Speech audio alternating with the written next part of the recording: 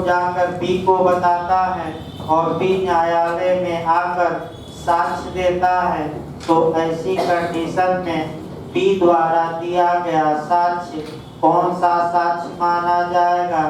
प्रत्यक्ष माना जाएगा कि अनुश्रुत माना जाएगा? तो क्या बताएंगे? स्वयं अपनी आंखों से घटना देखा है, दूसरे के कहे पर कह रहा है, तो दूसरे के कहे पर कह रहा है, तो क्या कल बताया गया?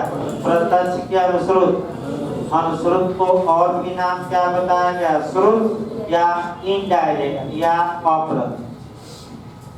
अब यहाँ क्वेश्चन देखिए, मॉडल अलग से लिख लीजिए मॉडल।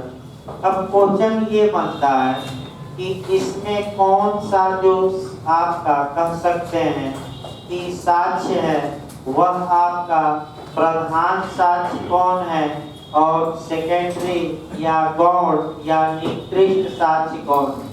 यानी कि सर्वोत्तम साक्ष्य कौन है, निकृष्ट साक्ष्य कौन है?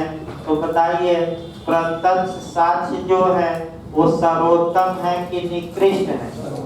और अनुश्रुत साक्ष्य क्या है? निकृष्ट। निकृष्ट मतलब कि सेकेंडरी, सेकेंडरी यानी कि गौण। लिखिए इसको, भाई पूछ सकता है। प्रत्यक्ष साक्ष्य सर्वोत्तम साक्ष्य होता है, जबकि अनुश्रुत साक्ष्य गौण साक्ष्य होता है। गौण यानी कि सेकेंडरी। प्रत्यक्ष साक्ष्य सर्वोत्तम साक्ष्य होता है, जबकि अनुश्रुत साक्ष्य गौण। गौण यानी कि सेकेंडरी। सेकेंडरी का मतलब निकृष्ट भी लिख लीजिएगा, हो सकता है निकृष्ट दे दे, निकृष्ट भी लिख लेना है। निकृष्ट साक्ष्य होता है। अब आपको धारा 60 में ये बताया जा रहा था, अब बेरंग से देखना है, माने आपका पढ़ते समय कुछ बेरंग का भी सहारा लेना है। पेयर एक्ट की भाषा देखिए, कब कोई साक्ष्य प्रत्यक्ष साक्ष्य माना जाएगा, इसके बारे में पेयर एक्ट उल्लेख करता है। धारा 60 का कल बताया गया था, फिर एक बार शुरू किया जाए। मौखिक साक्ष्य प्रत्यक्ष ही होगा। कोई भी मौखिक साक्ष्य डायरेक्ट तब कहा जाएगा जब अगर कान से आंख से देखने वाली बात है, तो जो व्यक्ति स्वयं अपनी आंखों से क्या किया हो, घटना को देखा हो। तो आइए एक उदाहरण सब पर देखा जाए। अगर मान लीजिए बी को 2 लाठी मार रहा है, तो सी इस घटना को अपनी आंखों से देख रहा है और सी आकर न्यायालय में यह गवाही दे कि मैंने स्वयं अपनी आंखों से इस घटना को देखा था। तो सी द्वारा दिया गया मौखिक साक्ष्य प्रत्यक्ष साक्ष्य कहा जाएगा। इसी को आई विटनेस या आंखों देखा साक्षी भी कहते हैं, या आंखों देखा गवाह। अब इसी में आपका उदाहरण भी देखना है। अगर सी जाकर अपने मित्र डी से इस घटना का उल्लेख करे कि मैं अपनी आंखों से देखा था कि ए ने डी को लाठी मारी थी। अगर डी न्यायालय में आकर गवाही देता है, तो डी द्वारा दी गई गवाही प्रत्यक्ष साक्ष्य नहीं होगी, क्या होगी? अनुश्रुत या सेकेंडरी या आपका श्रुत। ये याद रखना है। अगर कान द्वारा सुने जाने वाली बात है यानी कि आवाज है, तो वही व्यक्ति साक्ष्य दे जो स्वयं अपनी कानों से क्या किया है, सुना है। अगर इंद्रियों द्वारा बोधगम्य बातें हैं, तो वही व्यक्ति आकर बयान दे जो स्वयं अपनी इंद्रियों द्वारा क्या किया है, बोधगम्य बनाया है। कितना कल बताया गया था, इसके आगे देखिए भाई।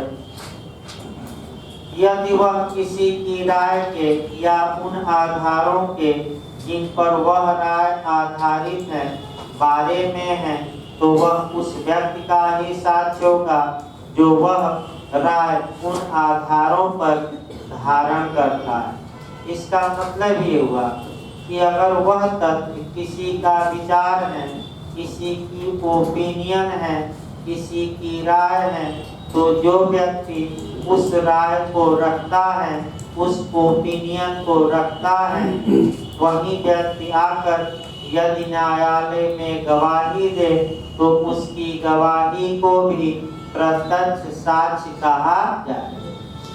अब जहाँ तक ओपिनियन की बात है, राय की बात है या आपका विचार की बात है, यहाँ ऐड कर दीजिए थोड़ा डायरेक्ट अलग। आपका जहाँ तक राय की बात है, विचार की बात है, ओपिनियन की बात है, ओपिनियन को या राय को साक्ष्य अधिनियम की धारा 45 से लेकर 51 तक में सुसंगत बनाया गया है, यानी कि राय को भी साक्ष्य के रूप में प्रस्तुत किया जा सकता है। इसमें दो व्यक्तियों की राय है, एक विशेषज्ञ यानी कि एक जो है एक्सपर्ट की राय और दूसरा नॉन एक्सपर्ट यानी कि अविशेषज्ञ। तो किसकी राय सुसंगत होती है साक्ष्य में, विशेषज्ञ की कि अविशेषज्ञ की? दोनों की, विशेषज्ञ की भी और अविशेषज्ञ। विशेषज्ञ की राय के लिए धारा 45, 45A और 46 बनी है और 51 भी बनी है, और अविशेषज्ञ की राय के लिए धारा 46, 47, 47A, 48, 49, 50 और 51 दोनों में है। राय के आधार, राय के आधार क्या है? दोनों। आपका बिहार में क्वेश्चन बना था, यहाँ से भी बनता है। देखिए क्या बना था, प्रथा या रूढ़ के बारे में अगर कोई राय रखता है तो वह राय किस धारा में सुसंगत होगी? 45 की, 46 की, 47 की, 48 की, 49 की, 50 की, 51। तो प्रथा के बारे में बताया जाएगा। 32(4) में भी प्रथा है, 32 के क्लास 7 में भी और 48। पुराने लोग सही किए होंगे, क्योंकि मैं एक जगह कई बार, 10 बार सभी प्रथाओं को मैं एक जगह एकत्र करके लिखवाया था। अब ये नए लोग आपका उलझे होंगे वो अलग बात है, लेकिन पुराने लोग हमें नहीं लगता कि कोई पुराना जो छात्र है पढ़ा है यहाँ इस क्वेश्चन को गलत किया हो। यानी कि फिर आपका देखिए जो राय प्रकट किए करते हैं, अब आगे डिटेल में चलेगा, राय बताना है। वह जो विशेषज्ञ या अविशेषज्ञ है, जो राय व्यक्ति प्रकट कर रहा है। अब ये समस्या आई कि ये प्रत्यक्ष साक्ष्य है कि अनुश्रुत साक्ष्य। तो धारा 60 में इस साक्ष्य को कैसा साक्ष्य माना गया है? प्रत्यक्ष, अनुश्रुत नहीं है, याद रखिए। कैसा साक्ष्य? अगला क्वेश्चन बन सकता है, कैसा साक्ष्य है ये? अगला देखिए भाई सब, परंतु कब आ गया? परंतु विशेषज्ञों की राय जो सामान्यतः विक्रय के लिए प्रतिस्थापित की जाने वाली पुस्तक में अभिव्यक्त हैं और वे आधार जिन पर ऐसी राय धारित हैं, यदि रचयिता मर जाता है, वह मिल नहीं सकता या वह साक्ष्य देने में असमर्थ हो गया है या उसे बुलाने में बहुत विलंब लगेगा, तो ऐसी दशा में उसको बुलाने की आवश्यकता नहीं है और बिना उसे बुलाए ही उसकी जो पुस्तक है उस पुस्तक को क्या किया जा सकता है। यानी कि परंतु भी काफी महत्वपूर्ण है। परंतु ये बता देता है कि अगर कोई पुस्तक लिखी गई है, किताब लिखी गई है और वह पुस्तक घर के लिए नहीं लिखी गई है, वह पुस्तक इसलिए लिखी गई है कि मार्केट में इसे बेचा जाएगा और उसी पुस्तक में किसी विशेषज्ञ ने अपनी राय का क्या किया है वह। तो सामान्य नियम ये है कि उस किताब के लेखक को क्या किया जाए? न्यायालय में बुलाया जाए और उस किताब का लेखक न्यायालय में इस बात को बताए कि हमने ये किताब लिखी और ये हमने राय व्यक्त की और इस आधार पर ये राय हमने व्यक्त की। तो अगर वह खुद आ जाता तो ऐसी दशा में प्रत्यक्ष साक्ष्य होता। ऐसी दशा अगर वो खुद आ जाए, जो राय व्यक्त किया है तो कौन सा साक्ष्य होता है? प्रत्यक्ष। लेकिन ये कहा गया है अप्रत्यक्ष या वंशुलता, ये कहा गया है कि अगर वह मर गया, यानी कि वह मर गया हो, तो मर गया हो में आपका और भी नियम है। अगर मृत्यु के कारण के बारे में कोई बताया हो, मर गया हो, तो उसके कथन को स्वीकार किया जाता, वो भी अनुश्रुत तो किया नहीं सकता। यानी कि विशेषज्ञ पर पहले समझिए, अगर विशेषज्ञ मर गया हो, साक्ष्य देने में असमर्थ हो, बहुत दूर चला गया हो, या न्यायालय ये समझता है कि बुलाने में बहुत समय भी लगेगा, खर्चा भी लगेगा, तो ऐसी दशा में बुलाने की आवश्यकता नहीं है। बिना उसे बुलाए उसकी पुस्तक को साक्ष्य के रूप में क्या किया जाएगा? पेश। लेकिन ये प्रत्यक्ष साक्ष्य न होकर अब ये कौन सा साक्ष्य हो जाएगा? अभी हम बताएंगे आपका प्रत्यक्ष साक्ष्य का नियम।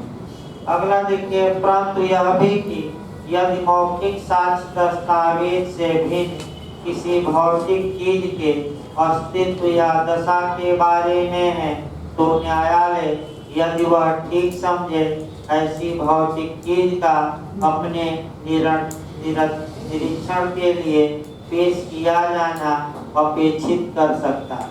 यहाँ आपका जो आपका सेकंड परंतु है, यहाँ अच्छा क्वेश्चन बनता है।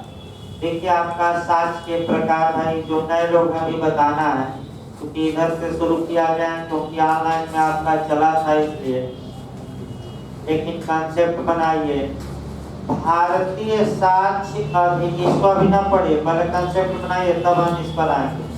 भारतीय साक्ष्य अधिनियम के अनुसार साक्ष्य दो प्रकार के होते हैं, एक ओरल यानी कि मौखिक और दूसरा दस्तावेज। और इलेक्ट्रॉनिक अभिलेख सन 2000 में जोड़ा गया है, इसे भी दस्तावेजी साक्ष्य माना गया। यानी कि साक्ष्य अधिनियम के अनुसार धारा 3 के अनुसार साक्ष्य कितने प्रकार के? दो, या तो मौखिक या दस्तावेज। लेकिन विद्वानों ने किसी की खींचतान करके, यानी कि इसी को खींच के बढ़ाया है और बढ़ाकर इन्हीं दो प्रकारों में से कितने प्रकार निकाल दिए हैं? 8। तो साक्ष्य के कितने प्रकार हो गए? 2 को बांटकर 8 प्रकार के साक्ष्य होते हैं। अब इसमें एक होता है आपका भाई मौखिक साक्ष्य। तो मौखिक साक्ष्य हो गया जो मुख से क्या किया गया, बोला गया। दूसरा होता है दस्तावेज, ये अभी शुरू ही किया जाएगा 61 से। तीसरा आपका रियल एविडेंस, ये क्वेश्चन आ चुका है एमपी में। रियल एविडेंस या भौतिक साक्ष्य, वस्तु साक्ष्य और वस्तु साक्ष्य क्या होता है, यही आपको जानना। जब किसी निर्जीव या सजीव पदार्थ को न्यायालय के निरीक्षण के लिए पेश किया जाता है, उसे ही भौतिक साक्ष्य कहा जाता है। जैसे खून से सने कपड़े, अभियुक्त का जूता पेश कर दिया गया, जिस लाठी से वार किया गया था वह लाठी, जिस वेपन से हत्या की गई थी या हत्या का प्रयास किया गया था वह हथियार पेश कर दिया गया, चाकू पेश कर दिया गया। ये निर्जीव वस्तुएं हैं, तो इसे इंग्लैंड में कौन सा साक्ष्य कहते हैं? रियल एविडेंस या भौतिक साक्ष्य या वस्तु साक्ष्य। इसमें सजीव वस्तुएं भी आती हैं, 2-3 सजीव का उल्लेख किया जाए। एक कुत्ता कई लोगों को काट चुका था और न्यायालय ने कहा पुलिस से कि कुत्ते को पकड़ कर लाइए, और न्यायालय में सशरीर कुत्ते को क्या करिए? पेश। तो क्या ये बताइए भौतिक पदार्थ है, चाहे सजीव हो या? इंग्लैंड में अगर कुत्ता पेश किया जाता है तो इसे आपका भौतिक साक्ष्य कहते हैं, रियल एविडेंस। लेकिन भारत में तो 2 ही प्रकार हैं, कौन कौन? या तो मौखिक या कौन? दस्तावेज। तो यही आपका क्वेश्चन बना कि जो भौतिक पदार्थ न्यायालय के निरीक्षण के लिए पेश किए जाते हैं वह मौखिक साक्ष्य माना जाएगा कि दस्तावेजी? दस्तावेजी नहीं बनेगा। अभी धारा 60 कौन सी धारा चल रही है भी तो समझिए, ये दस्तावेजी थोड़े चल रही है, ये मौखिक न्याय गलत होता है। यानी कि न्यायालय के निरीक्षण के लिए जो ये चीजें पेश की गई, भारतीय साक्ष्य अधिनियम की धारा 60 का दूसरा परंतु इसे मौखिक साक्ष्य मानता है, न कि दस्तावेज। लेकिन इंग्लैंड में क्या माना जाएगा? आपका भौतिक साक्ष्य, यानी कि तीसरी कैटेगरी का साक्ष्य, रियल एविडेंस। इसको लिखिए भाई, ये क्वेश्चन एमपी में एक बार आया, गलत हो जाता है। लिखिए, जो भौतिक चीजें न्यायालय के निरीक्षण के लिए, पेरेंट पर भी लिख सकते हैं या अलग से भी लिखिए, कोई दिक्कत नहीं भाई, पेरेंट पर भी नई चीजें लिखते रहिए। जो भौतिक चीजें न्यायालय के निरीक्षण के लिए पेश की जाती हैं, भौतिक में चाहे सजीव या निर्जीव वो नहीं लिखवा जा रहा, पेश की जाती हैं, उसे भारत में, इसको याद रखिए गलत ज्यादा होता है, उसे भारत में मौखिक साक्ष्य कहा गया है। जबकि इंग्लैंड में भौतिक साक्ष्य यानी कि या रियल एविडेंस, इंग्लैंड में भाई इसको वस्तु साक्ष्य भी कहते हैं। इंग्लैंड में थोड़ा 2-3 नाम लिख दीजिए। जबकि इंग्लैंड में इसे भौतिक साक्ष्य कहा जाता है।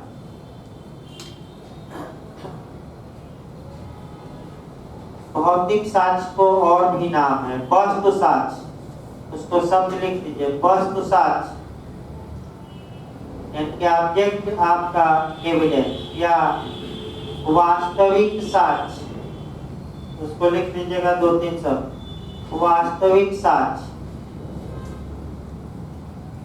इस प्रकार आपका पेरेंट समाप्त हुआ। अब आइए नया नियम चला जाए। देखिए, मौखिक साक्ष्य प्रत्यक्ष होना चाहिए, इसको आइए, लेकिन यह विधि का पूर्ण नियम नहीं है।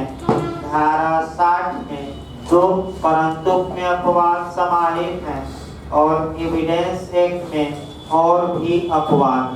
तो अब आपका 2 एंगल से हमें पढ़ना है, ध्यान से देखिए, 2 एंगल ये पढ़ना है। देखिए, आपका यही क्वेश्चन गलत होगा, ये बार बार पूछा जाता है जो अब बताया जा रहा है। एक क्वेश्चन आएगा, अब कहाँ से आएगा ये तो अलग बात है, लेकिन सारे मॉडल मैं बता रहा हूँ, एक आपका लिखना। एक आपका पूछा जाता है कि प्रत्यक्ष साक्ष्य के नियम का अपवाद बताइए। दूसरा क्वेश्चन, ये पहला क्वेश्चन। दूसरा क्वेश्चन, अनुश्रुत साक्ष्य यानी कि अप्रत्यक्ष साक्ष्य, अनुश्रुत साक्ष्य यानी कि हियर्स एविडेंस या श्रुत साक्ष्य या अप्रत्यक्ष साक्ष्य के नियम क्या है, ये पहले पूछ लिया। और इस नियम का क्या बताइए, अपवाद। चलिए भाई फिर एक बार देखिए इस कंसेप्ट को। प्रत्यक्ष साक्ष्य का नियम ये है कि मौखिक साक्ष्य डायरेक्ट होना चाहिए। इसका मतलब कि जो व्यक्ति स्वयं अपनी आंख से घटना देखा हो, स्वयं अपने कान से सुना हो, स्वयं स्वाद वाली चीज है तो जिह्वा से चखा हो, सूंघने वाली है तो स्वयं अपने नाक से सूंघा हो, और स्पर्श करने वाली है तो स्वयं अपने स्पर्श किया हो, राय है तो वह राय व्यक्त किया हो। और अगर किताब लिखा है, मैंने विशेषज्ञ है किताब लिखा है, तो किताब लेखक की न्यायालय में क्या करे, आए और आकर गवाही दे, तो हम कहेंगे ये साक्ष्य क्या है। तो डायरेक्ट साक्ष्य का ये नियम हो गया। लेकिन इसका अपवाद का मतलब ये हुआ कि कोई साक्ष्य डायरेक्ट नहीं है, फिर भी कुछ दशाओं में साक्ष्य अधिनियम उसे स्वीकार करता है। तो जब प्रत्यक्ष नहीं है मौखिक साक्ष्य, तो होगा क्या, अनुश्रुत। भाई प्रत्यक्ष नहीं है तो क्या होगा, अप्रत्यक्ष। अब इस पर आ जाए, अनुश्रुत साक्ष्य का नियम क्या है, यह गलत ना हो। अनुश्रुत साक्ष्य का नियम ही यही है कि अनुश्रुत साक्ष्य में विसंगत एवं अग्राह्य होता है, अर्थात न तो इसे साक्ष्य में पेश किया जाना चाहिए और न ही इसे स्वीकार किया जाता है। फिर एक बार याद रखिएगा, उल्टा नियम चल रहा है। अनुश्रुत साक्ष्य का नियम क्या है?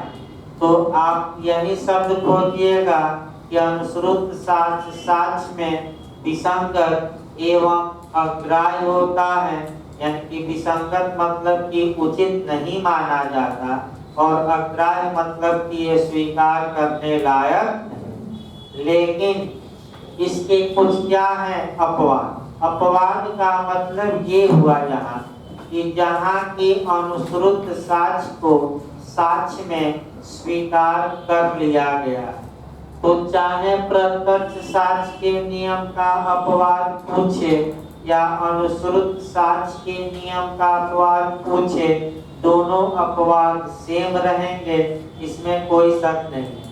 क्योंकि प्रत्यक्ष साक्ष्य का नियम का अपवाद यानी कि अनुश्रुत, और अनुश्रुत साक्ष्य के नियम का अपवाद का मतलब ये हुआ कि जो अनुश्रुत हो, क्योंकि अनुश्रुत साक्ष्य का नियम ही क्या है? नियम क्या है? अनुश्रुत साक्ष्य में क्या है? बाप। तो जब एक्सेप्ट कर लिया जाएगा तो उस नियम का क्या हो जाएगा? तो दोनों के अपवाद सेम है, याद रखिएगा, ये नहीं कि दिमाग उल्टा चलाइएगा।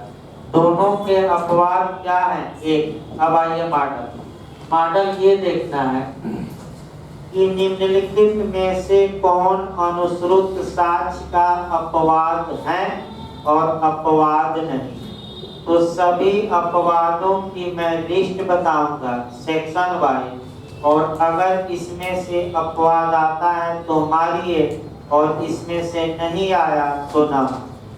आइए एक एक करके अपवाद देखा जाए।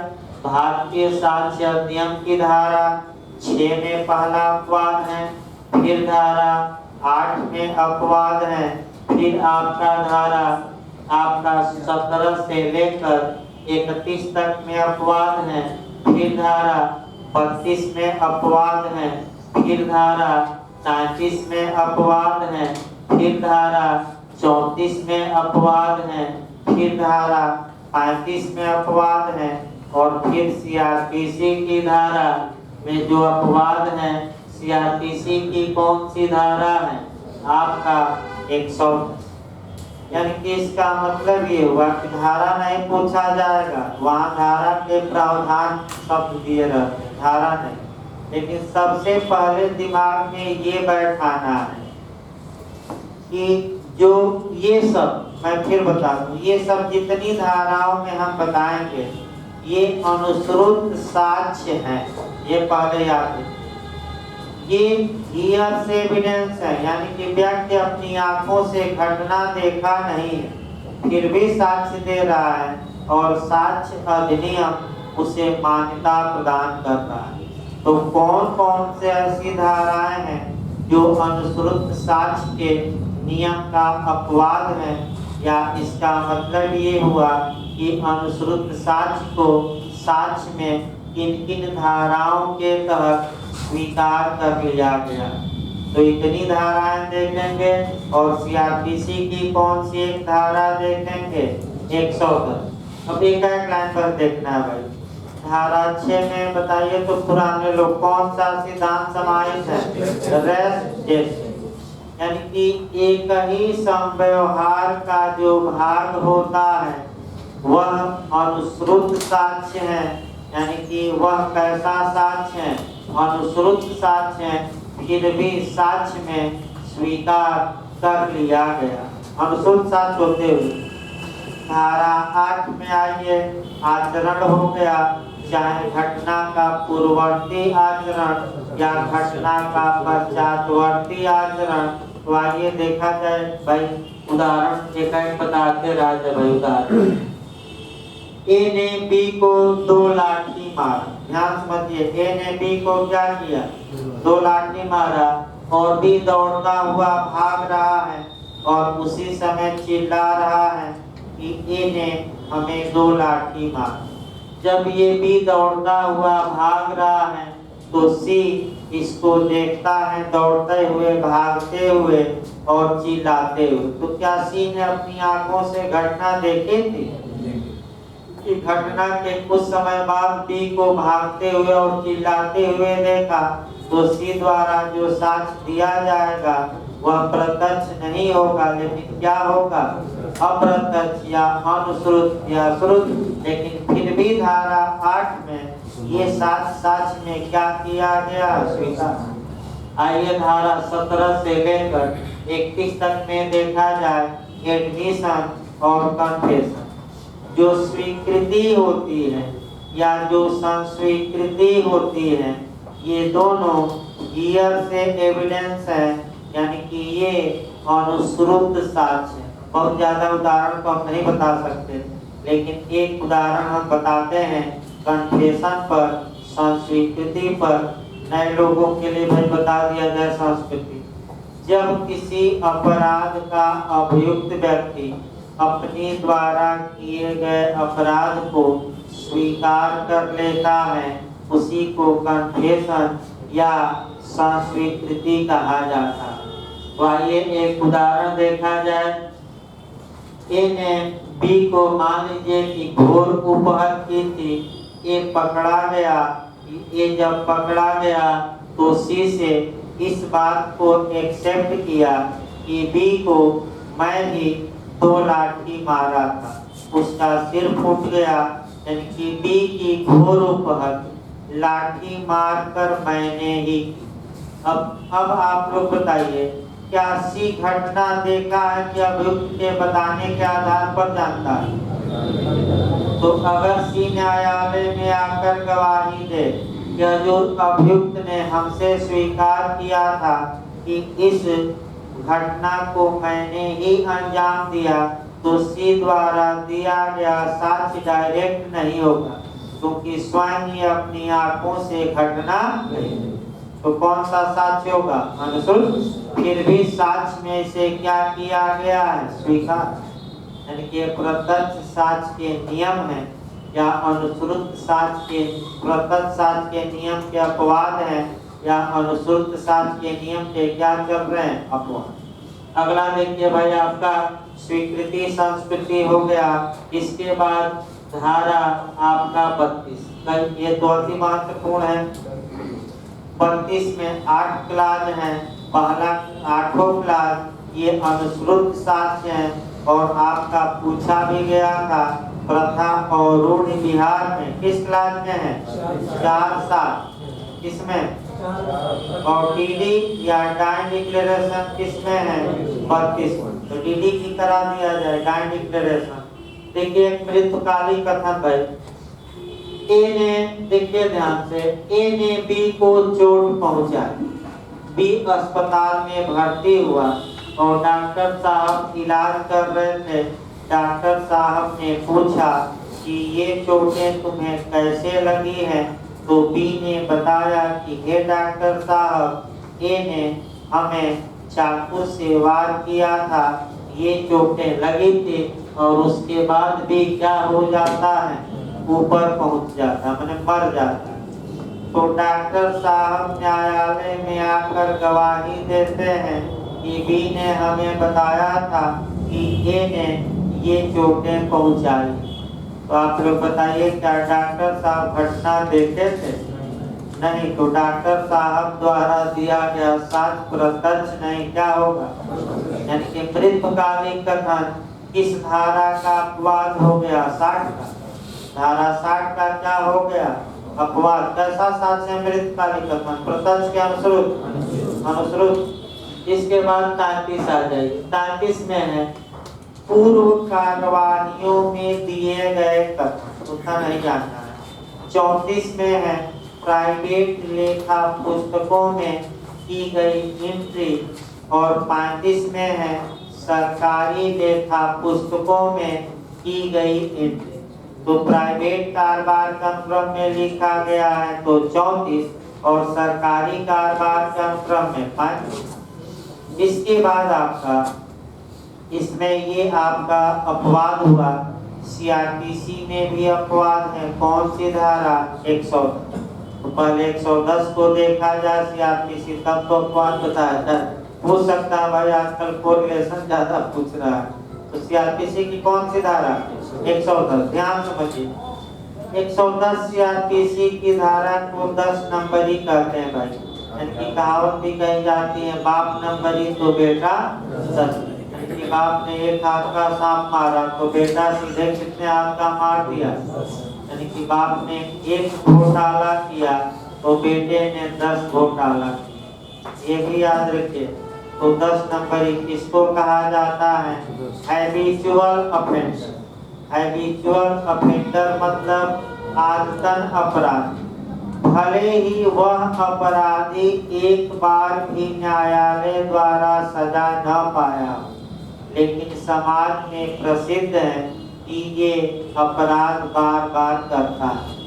जबकि सजा पाना आवश्यक नहीं है, समाज में प्रसिद्ध है। तो जब समाज में प्रसिद्ध है तो क्या समाज के लोग अपनी आंखों से अपराध करते हुए उसे देखते हैं? नहीं। लेकिन समाज के लोगों के कहने के आधार पर आपका कार्यवाही किसमें की जाती है? 100। क्या देखे हैं लोग? लेकिन लोगों में ये है चर्चा कि बार बार चोरों से माल क्या करता है? खरीदता है, या बार बार चोरी करता है, बार बार सिरमारी करता है। लेकिन वही है कि साक्ष्य के अभाव में कभी सजा, चाहे सजा पाया हो ना पाया हो, लोगों में क्या है? बदनाम है। तो इसी बदनाम को ही अनुश्रुत साक्ष्य कहेंगे, और ये साक्ष्य स्वीकार किया जाता है किस धारा में? सीआरपीसी 100। मॉडल बना लीजिए भाई। निम्नलिखित में से कौन अनुश्रुत साक्ष्य के नियम का अपवाद नहीं है? तो अब सभी लोग कर ले जाए। नहीं है। नहीं है के लिए जितना मैं अपवाद बताया, ये सारे अपवाद आपको याद रहेंगे तभी तो नए खोजेंगे। और जो मुख्य रूप से पूछा जाता है आपका न्यायिक निर्णय और विशेषज्ञों की राय, यही याद रखिए। क्या विशेषज्ञों की राय अपवाद है कि नहीं? अभी हमने धारा 60 में बताया था, नहीं है। और क्या जो न्यायिक निर्णय है, पूर्व न्यायिक निर्णय, वो भी अपवाद नहीं है। तो दो याद रखिए, कौन अपवाद नहीं है? कुछ भी याद न रहे तो दो चीज, विशेषज्ञ की राय और जुडिशियल प्रेसिडेंट, यानी कि जो न्यायालय के पूर्ववर्ती निर्णय है, ये प्रत्यक्ष साक्ष्य है। और बेयर एक्ट में भी राय को धारा 60 में अनुश्रुत नहीं माना गया, प्रत्यक्ष माना गया। और अगर कोई किताब लिखा है वह स्वयं लेखा कहा जाए तो प्रत्यक्ष, और न आए क्या पेश कर दिया जाए उसकी किताब, तब तो भाई क्या होगा? अनुश्रुत। वही आपका क्वेश्चन का मॉडल भी बताया गया। अब आगे आइए, अध्याय अगला चला जाइए। अध्याय भी समाप्त हो गया। अध्याय 5 से भी काफी क्वेश्चन बनता है। अनुश्रुत को ही तो प्रत्यक्ष करते हैं, और क्या? अभी तो तीनों नाम को हम लगातार बता रहे हैं भाई। फिर एक बार देखिए भाई, निकृष्ट साक्ष्य, अप्रत्यक्ष साक्ष्य, श्रुत साक्ष्य, अनुश्रुत साक्ष्य, इनडायरेक्ट एविडेंस, हियर्स एविडेंस, एक ही। ये सारे शब्द क्या हैं? एक। अब ये ना कि इसमें भी कोई शब्द रहे भाई, लगातार मैं तीनों शब्द बोल रहा हूँ। अब अगला अध्याय आपका 5 आना है। धारा 61 से लेकर 90 तक दस्तावेजी साक्ष्य के विषय में, यहाँ से भी आपका मेंस में भी क्वेश्चन बनेगा और प्री में भी अच्छा क्वेश्चन बनता है। सतर्क रहना है। इस अध्याय में हमें पढ़ना क्या है? ध्यान से देखिए। जो ये अध्याय है डॉक्यूमेंट्री एविडेंस के बारे में, इसमें कई चीजें पढ़नी। एक तो दस्तावेज कितने प्रकार के होते हैं, और दूसरा दस्तावेजी साक्ष्य कितने प्रकार का होता है, दस्तावेजों को कैसे साबित किया जाएगा, और दस्तावेज में जो बातें लिखी गई हैं उनके बारे में कुछ अनुमान भी लगाया जाएगा, यानी कि प्रिजम्पशन लगाया जाएगा, अनुमान। तो एक शुरुआती दौर से शुरू किया जाए ताकि जो लोग कुछ नहीं जानते उनके भी दिमाग में बातें बैठ।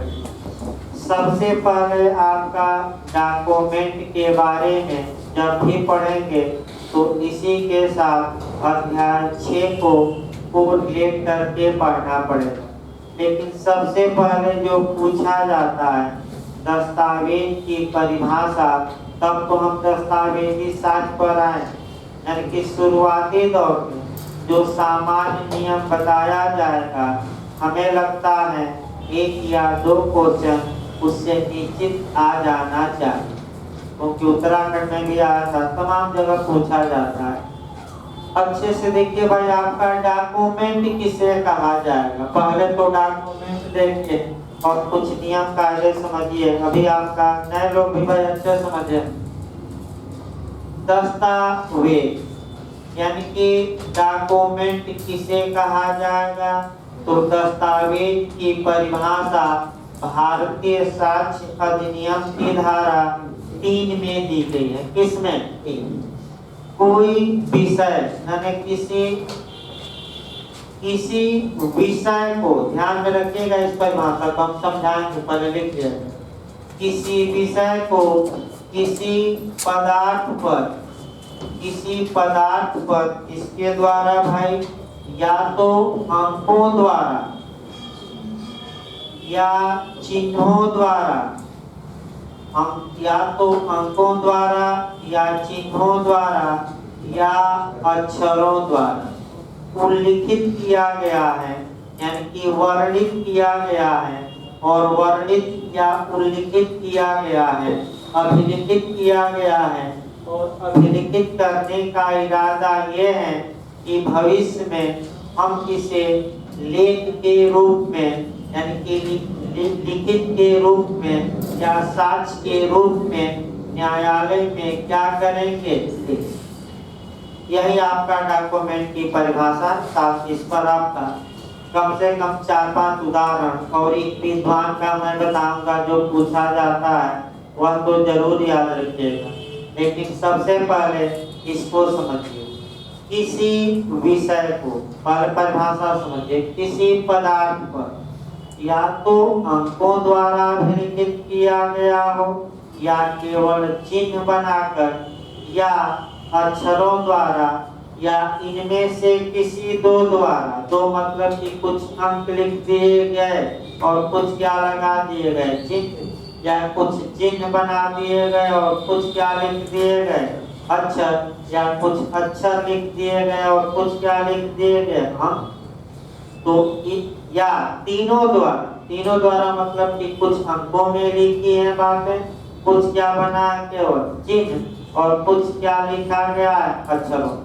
तो चाहे एक द्वारा हो या इनमें से 2 द्वारा या तीनों द्वारा आपका अभिलिखित किया गया हो, लिखा गया हो, लेकिन लिखने का इरादा क्या है कि जब आवश्यकता पड़ेगी तो भविष्य में हम इसे लिखित के रूप में क्या करेंगे। तो पहला उदाहरण जो पूछा जाता है वही दिया जाए, और तब 7-8 उदाहरण आपको बताए। एक क्वेश्चन यहाँ से बनता है। पहला उदाहरण 3-4 बार ये आज का क्वेश्चन, ये गलत न हो। एक वेस्ट महोदय है, यानी कि विद्वान वेस्ट ने ये उदाहरण दिया है। किसने उदाहरण दिया है? वेस्ट ने। और ये जरूर याद रखिए।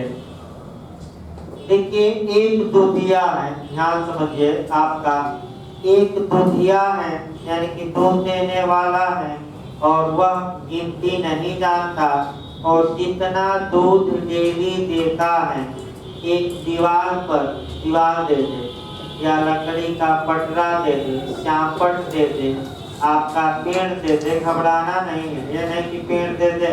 जैसे कि बिहार में बच्चा भूला तो ठीक है, कुत्ता भूला तो कई लोग क्या हुए, घबरा गए कि सर तो ये बताए थे कि अगर बच्चा भूलता है और इनाम की घोषणा की जाती है तब वो जनरल प्रपोजल, ये कुत्ता वाला कहाँ से आ गया।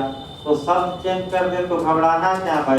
चाहे लकड़ी का पटरा दे दे, या क्या दे दे, आपका मन शरीर दे दे, या पेड़ दे दे, या आपका श्यामपट दे दे, दीवार दे दे, घबराने की कोई आवश्यकता नहीं। तो लकड़ी का पटरे का उदाहरण दिए हैं उन्होंने, तो इसलिए उसी को बताया जा रहा है। एक व्यक्ति है जो दूध देता है और इतनी दूध की मात्राएं दे रहा है, डेली बाय डेली एक लकड़ी के पटरे पर क्या बना रहा है, चिन्ह। इसलिए बना रहा है कि भविष्य में जब दूध की मात्रा को लेकर विवाद उत्पन्न होगा तो इस लकड़ी के पटरे पर जो चिन्ह बना है इसको हम साक्ष्य के रूप में क्या करेंगे, फिर। अब आइए सेट करिए परिभाषा पर। अगर परिभाषा पर सेट हो गया तो जो ये लकड़ी के पटरे पर चिन्ह बना है इसे डॉक्यूमेंट या दस्तावेज कहा जाए। अब आइए किसी विषय को यानी कि दूध की मात्रा को किसी पदार्थ पर यानी कि लकड़ी के पटरे पर, अब बताइए, अंक द्वारा अभिलिखित किया गया कि चिन्ह द्वारा कि अक्षर द्वारा, चिन्ह द्वारा। और अभिलेखन का इरादा क्या है कि भविष्य में जब दूध की मात्रा को लेकर क्या उत्पन्न होगा, डिस्प्यूट, तो हम ये क्या करेंगे, फिर। तो आप लोग बताइए अब तो क्या सटीक ये जो उदाहरण है दस्तावेज की परिभाषा में सेट हो गया, हो गया, तो ये दस्तावेज माना जाएगा, माना जाएगा। अब इसी पर लकड़ी का, आइए दूसरा देखिए भाई, दूसरा उदाहरण। अब इसी को याद रखना है, चाहे लकड़ी के पटरे पर लिखा जाए या आपका दीवार पर लिखा जाए, जैसे कि दीवार पर ये आपका लिखा जाता है सन, किसका नाम हो, इस समय नेम प्लेट लगा रहे हैं लोग, या आपका जैसे कि आपका जो पेन है उस पर नंबरिंग जो दी जाती है, या जो आपका लौह प्रस्तर पर लिखा गया माने कि लोहे के स्तंभों पर लिखा गया है या पत्थर के स्तंभ पर लिखा गया है, ये सब दस्तावेज माने जाए, चाहे कागज पर भी लिखा गया, और मैं भी बता दिया। अब ये समस्या है कि जो कार्टून होते हैं यानी कि जो कार्टून होते हैं, कार्टून समझ रहे नहीं, उपहासांकन कहा जाता है, हिंदी में क्या कहा जाता है, जो कार्टून होते हैं, अब तो भाई सोशल मीडिया पर बनाए जा रहे हैं, क्या ये कार्टून दस्तावेज माने जाएंगे, निश्चित रूप से माने जाएंगे। और यही कार्टून तो सबसे ज्यादा विवाद की क्या है, जड़। मैं आपको बता दूं, यही कार्टून विश्व में विवाद भी करा रहे हैं। उदाहरण आपका एक बार स्वीडन में आया, एक आपका कह सकते हैं कि ईसाई नहीं, फ्रांस में तो अभी आया, इससे पहले फ्रांस में बाद में देखा जाएगा। दो उदाहरण देखिए। स्वीडन में क्या हुआ था कि एक व्यक्ति मोहम्मद पैगंबर साहब का चित्र बनाया कार्टून, फ्रांस में भी हुआ था, चार्ली जो आपका मैंने पत्रिका थी। इसके बाद आपका विश्व भर के मुस्लिम लोगों ने काफी इसका विरोध किया कि ये तो हमारे धर्म का क्या किया है। तत्पश्चात विश्व से दबाव बना कि उस व्यक्ति पर स्वीडन सरकार कार्यवाही करे आपका, लेकिन स्वीडन सरकार कोई कार्यवाही नहीं कर पाई क्योंकि स्पीच एंड एक्सप्रेशन यानी कि वाक और अभिव्यक्ति की स्वतंत्रता पर वहाँ कोई रोक नहीं है। हाथ खड़ा कर ली सरकार, हम कुछ नहीं कर सकते।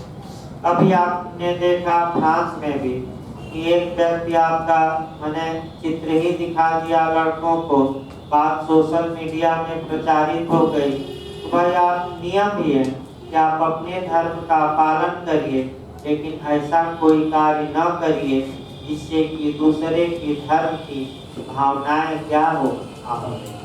लेकिन यही तो समाज में नहीं हो रहा है, यही हो जाता तो सद्भाव नहीं बढ़ता, यही कम हो रहा है, तो अलग बात है। यानी कि ये जो कार्टून या उपहासांकन है, इसका मतलब ये हुआ कि ये भी डॉक्यूमेंट माने जाए, चाहे सोशल मीडिया पर बनाइए और चाहे कागज पर बनाइए, उससे हमें मतलब नहीं। एक उदाहरण आपका फिल्मों का दे दिया जाए तब सही रहेगा, क्योंकि भाई समय उतना नहीं है, नहीं तो 8-10 उदाहरण बताए जाते हैं रेगुलर बैच, लेकिन आपका स्पेशल बैच है समय कम है तो उदाहरण की संख्या भी हम क्या करेंगे। लेकिन एक आप कहा एक टैटू लोग बनवाते हैं भाई, आजकल शौक चला है। टैटू समझ रहे हैं नहीं?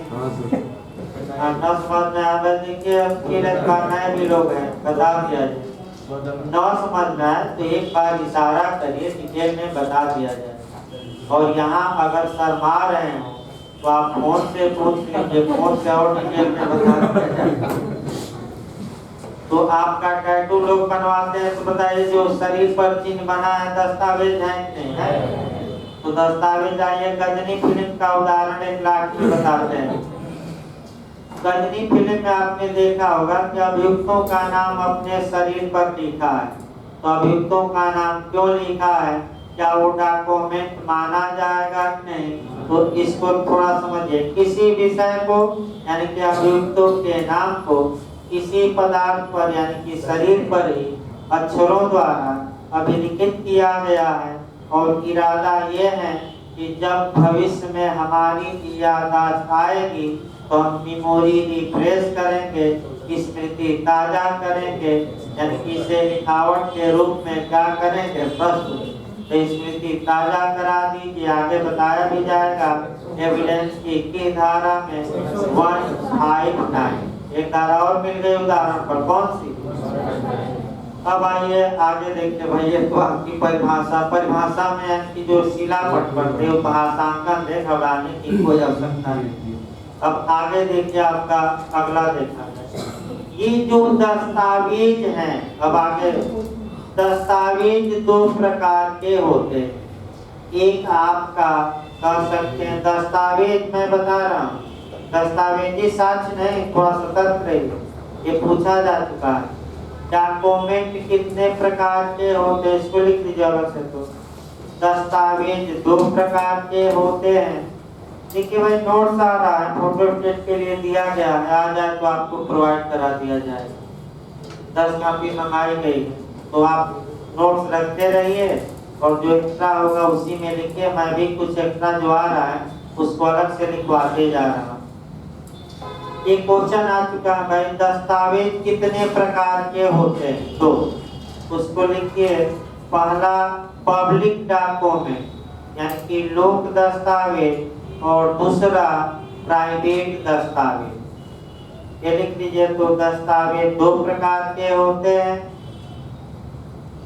पहला लोक दस्तावेज और दूसरा प्राइवेट। सेक्शन भी अब रखना है। लोक दस्तावेज की परिभाषा किस धारा में दी गई है? तो 74, उसको सेक्शन आगे ऐड करिए। लोक दस्तावेज के आगे लिखिए सेक्शन 74 और प्राइवेट दस्तावेज की धारा में तो 75। एक कदम आगे बढ़ जाइए भाई। फिर एक बार देखिए रटिए अब इसको। लोक दस्तावेज कहाँ परिभाषित है? 74। प्राइवेट अच्छा ये अब आइए। ये दस्तावेज के हम प्रकार बताए। अब दूसरा जो आपको प्रकार देखना है दस्तावेजी साक्ष्य। अब दस्तावेजी साक्ष्य पर आइए, पहले नियम बनाइए। जब ये जो हमने दस्तावेज की जो परिभाषा हमने बताई, या तो ये सरकारी दस्तावेज हो सकता है या प्राइवेट।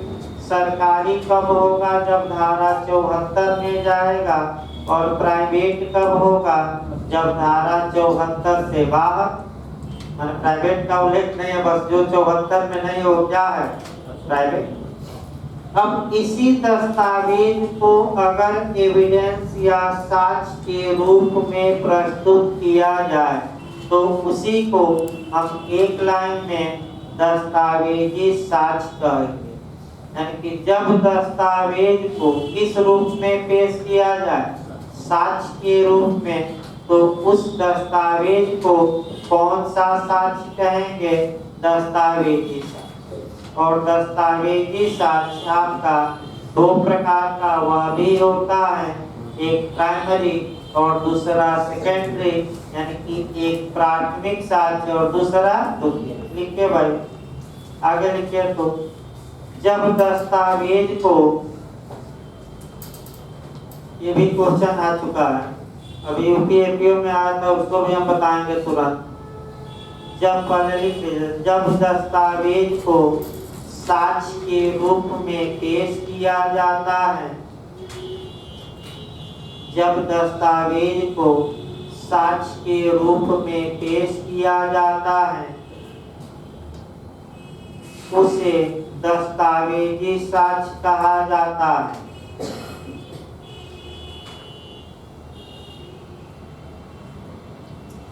उसे दस्तावेजी साक्ष्य कहा जाता है। यह दो प्रकार का होता है। तो पूछ ले कि डॉक्यूमेंट्री एविडेंस कितने प्रकार के?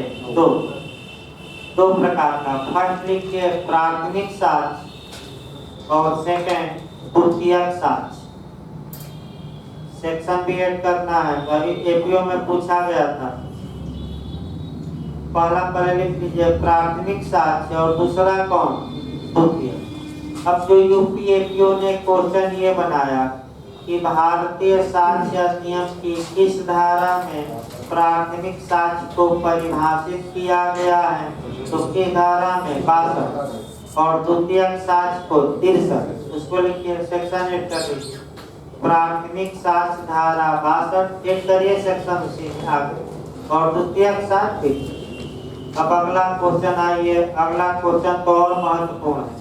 पहले एक उदाहरण देखा जाए तब अगले क्वेश्चन पर आया है। एक लाइन बना दिया जब आपका। और एक इंटरव्यू में पूछा गया था। इंटरव्यू में ये पूछा गया था लिविंग एविडेंस कौन? जीवित साक्ष्य। जीवित साक्ष्य और डेड एविडेंस यानी कि मृत साक्ष्य। ये हो सकता है नया क्वेश्चन बना दे। जो ये मौखिक साक्ष्य होता है, इसमें जान लग रही है, शक्ति लग रही है बोलने में, और शाम तक आते आते हम भी पस्त हो जाते हैं, भाई इतना प्रेशर है। अभी तो आपका बिहार मेंस वाले प्रेशर डाल रहे हैं कि सर 1.5 घंटा पढ़ाई है, लेकिन मेंस के लिए अलग पढ़ाई है, तो भी शुरू करना पड़ेगा। थोड़ा धीरे धीरे फ्लो में आदमी आ जाए तब, यानी भाई कितना पढ़ाया जाए भी समस्या है। आपका सुबह से शाम तक एक ही सूत्री कार्यक्रम, लेकिन भाई अब ये है कि कैसे छोड़ा जा सकता है। अब इंटरव्यू वालों को भाई रेगुलर बैच रोक कर पढ़ाया गया, तो अब लास्ट में छोड़ा तो नहीं जा सकता ना किसी को कि आप पढ़ें जिंदगी भर। जैसे सरकार भी अब तो पेंशन ही खत्म करती है। जिंदगी भर जवानी में सरकार की सेवा किया, तो सरकार का भी कर्तव्य है कि बुढ़ापे में उस आदमी की सेवा करे। क्या देकर? वेतन नहीं, क्या देकर? पेंशन मांग की जा रही जोरदार तरीके से। उसी प्रकार अब आइए, आपका जीवित साक्ष्य कौन कहलाता है और मृत साक्ष्य कौन कहलाता है? तो लिखे भाई, मौखिक साक्ष्य जीवित साक्ष्य कहलाता है, जबकि दस्तावेजी साक्ष्य मृत साक्ष्य। अब ये ना कि ये भी गलत हो जाए भाई, कुछ नए क्वेश्चन इजाद किए जाए बिहार को देखते हुए। मौखिक साक्ष्य जीवित साक्ष्य कहलाता है, जबकि आपका दस्तावेजी साक्ष्य मृत साक्ष्य डेड एविडेंस। क्यों डेड कहा जाता है? क्योंकि इसमें जान नहीं होती। अब आप काफी पर लिख रहे हैं तो ये दस्तावेजी साक्ष्य है, लेकिन इसमें जान नहीं, लेकिन हम मुख से बोल रहे हैं तो इसमें शक्ति लग रही है, जान है इसमें। तो आइए इसके बाद आपका फिर एक अच्छा क्वेश्चन देखा जाए। बेस्ट एविडेंस कौन है? सर्वोत्तम साक्ष्य। लिखिए भाई, सर्वोत्तम साक्ष्य कौन? ये सारे क्वेश्चन आ चुके हैं भाई, विकेट वाला नहीं आया है। अभी उत्तराखंड में बेस्ट एविडेंस बनाया था कि बेस्ट एविडेंस कौन। अब देखिए क्या देगा? दस्तावेजी साक्ष्य, दूसरा देगा मौखिक साक्ष्य, तीसरा दे देगा अनुश्रुत साक्ष्य, और चौथा दे देगा उपर्युक्त सभी। तो बेस्ट एविडेंस या सर्वोत्तम साक्ष्य कौन होता है? दस्तावेजी साक्ष्य। इसको लिखकर समझाना पड़ेगा उदाहरण देकर। लिखिए दस्तावेजी साक्ष्य सर्वोत्तम साक्ष्य होता है। अब आपका क्यों का जवाब आपका धारा 91 में दिया जाएगा। अभी नहीं, उतना लंबा नहीं जाना। लेकिन एक उदाहरण जरूर याद रखिए। कहावत भी कही जाती है, जिंदा हाथी लाख का और मरा हुआ 1.25 लाख। यानी कि फिर एक बार देखिए, जिंदा हाथी 1 लाख तो मरा हुआ हाथी कितने का? 1.25 लाख। इसका मतलब ये हुआ कि अगर आप जिंदा हाथी बेचते हैं तो भले 1 लाख मिले, लेकिन अगर हाथी मर गया और उसकी हड्डी चमड़ा मांस बेचते हैं तो 1.25 लाख मिल जाएगा। इसका मतलब ये हुआ कि जिंदा साक्ष्य आपका जो है मौखिक साक्ष्य वह 1 लाख का, तो जो मरा हुआ साक्ष्य कौन बताकर? दस्तावेजी, वो कितने का? 1.25। इसका मतलब अब कानूनी भाषा में समझिए। अर्थात इसका मतलब ये हुआ कि दस्तावेजी साक्ष्य में वह शक्ति होती है कि वह मौखिक साक्ष्य को अपवर्जित कर दे। अपवर्जित यानी कि बाहर का रास्ता दिखा दे। अतः दस्तावेजी साक्ष्य मौखिक साक्ष्य को कहाँ का रास्ता दिखाने की क्षमता रखता है? बाहर। इसको लीगल भाषा में कहते हैं अपवर्जित करना। अतः दस्तावेजी साक्ष्य सर्वोत्तम प्रकार का साक्ष्य माना जाता है। और अगर पूछे कि इसका आधार क्या है, तो आधार अध्याय 6 है, इसके बाद वाला अध्याय, धारा 91 से लेकर कहाँ तक? 100 कि दस्तावेजी साक्ष्य द्वारा मौखिक साक्ष्य को बाहर कर दीजिए, यानी कि अपवर्जित। फिर अगला क्वेश्चन आइए। अब क्योंकि दस्तावेजी साक्ष्य बताइए कितने प्रकार का हमने बताया अभी? 2। और वह 2 कौन सा प्रकार है? प्राथमिक साक्ष्य और दूसरा प्राथमिक साक्ष्य जो मूल कापी होती है, बस एक लाइन में भी समझिए, वो प्राथमिक होती है। और जो मूल कापी नहीं होती, फोटो स्टेट होती है, वो क्या होती है? एक लाइन में जानिए, मूल कापी क्या है? प्राथमिक। और फोटो कापी आगे बताया जाए। अब इसमें देखिए उत्तराखंड ने कैसा मॉडल बनाया। अब दे दिया कि निम्नलिखित में से कौन सर्वोत्तम साक्ष्य है। अब उसमें मॉडल अलग बन गया, प्राथमिक साक्ष्य, फिर दूसरा ऑप्शन दिया द्वितीयक साक्ष्य, तीसरा ऑप्शन दिया प्रत्यक्ष साक्ष्य यानी मौखिक वाला, और चौथा ऑप्शन दिया अनुश्रुत साक्ष्य। तो अगर आपको माने प्राथमिक और द्वितीयक साक्ष्य में अब एक चुनना है, क्योंकि मौखिक तो होगा नहीं सर्वोत्तम, सर्वोत्तम तो दस्तावेजी होगा। लेकिन दस्तावेजी चूंकि कितने प्रकार का? 2। अब प्राथमिक द्वितीयक, अब इसमें आपको चुनाव यहाँ करना पड़ेगा कि कौन से साक्ष्य को हम बेस्ट एविडेंस माने। तो कौन मानेंगे? प्राथमिक। ठीक है भाई, ठीक है, इसको अलग बना लीजिए एक लाइन। प्राथमिक साक्ष्य सर्वोत्तम साक्ष्य होता है, लेकिन ये कब जानना है? जब दस्तावेज ना है, क्या है? प्राथमिक द्वितीयक है, तब मानना है। प्राथमिक साक्ष्य सर्वोत्तम साक्ष्य होता है। इस प्रकार जो सामान्य बातें थी समाप्त हुई। अब सेक्शन वाइज आ जाइए। सेक्शन कम से कम एक तो लिस्ट बना लेना है, और यहीं से आपका क्वेश्चन बनता है। निश्चित तौर पे एक क्वेश्चन आपको मिल जाएगा भाई, धारा 65 और धारा 66, इसके बाद तो 65 इतना। यानी कि अब आपको अगला जो पॉइंट पकड़ना है, ये जो 5-6 धाराएं हैं क्रम से रट्टा मारना, इसको बगैर समझ में ना आए। 61 में इस बार यूपीओ में देखिए, इस बार यूपी एपीओ में 61 से क्वेश्चन बना, पिछली बार यूपी एपीओ में 62 से क्वेश्चन बना, 62 से बना था। 63 से अब क्वेश्चन बन सकता है, 64 से भी बन सकता है, 65 से भी बन सकता है, और किससे बन सकता है? 66। तो एक बार क्रम हम बता दें। दस्तावेजों की अंतर्वस्तु, अंतर्वस्तु माने दस्तावेज के अंदर जो बातें लिखी गई उसको या तो प्राथमिक साक्ष्य या द्वितीयक साक्ष्य द्वारा साबित किया जा सके। ये कौन सी धारा में बताई गई है?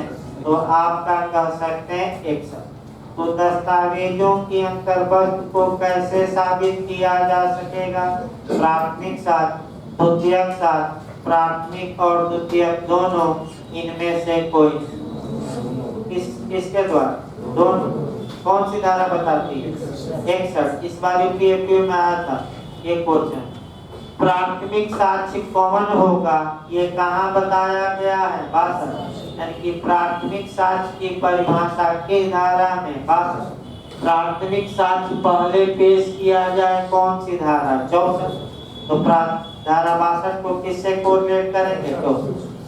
द्वितीयक साक्ष्य की परिभाषा कहाँ दी गई है? 63। और द्वितीयक साक्ष्य पेश करा